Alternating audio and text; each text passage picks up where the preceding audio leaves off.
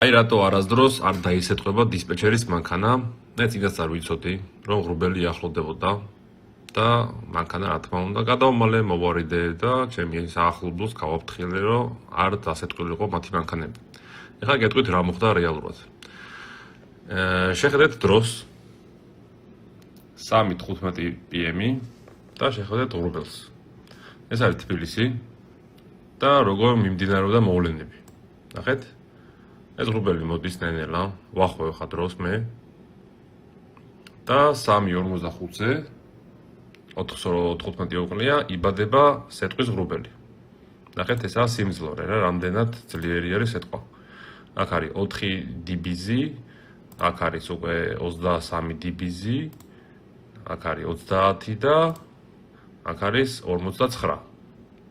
ესე იგი, ეს არის უკვე სეტყვა, რომელიც ეს კვერცხის ზომა არისო და ასე შემდეგ როგორც იყო. ეხლა შეხედეთ როგორ მოდიოდა ეს დალოცვილი ჩვენკენ. ნახეთ, დროს გადავახევ და იზრდებოდა უკვე ნენელა. ჩამოიშალა, აქეთკენ წამოვიდა უკვე თბილისისკენ, დაუზუმო ცოტას. ნახეთ. ნახეთ სად არის უკვე? ეხლა ცოტა გამივარ და უყურე. ნახეთ? ეს არის საბურთალო. ეს არის დიდ-დიღომი. და დიდ-დიღომში ალბათ დიდ-დიღმელები ვინც ხართ დამერწმუნდებით რომ ძლიერი სეტყვა იყო თქვენთან, ლისაც გადაუვარა. ლისეც იყო სეტყვა. ნახეთ, ესაა ლისის ტერიტორია. შეხედეთ, ესაა ლისის ტბა. აი ეს ხელი სადაც არის გაჩერებული, ესაა ლისის ტბა. აი აქაც იყო სეტყვა.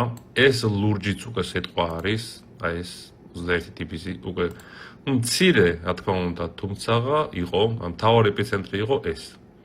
და როგორ გადაიარა, ნახეთ? კლდანი, მუხიანი, თემქა და აქეთ წარმოიდგინეთ, შეხედეთ ვარკეთილებს, ესაა ვარკეთილი. ვარკეთილებს სამგორი და ასე შემდეგ.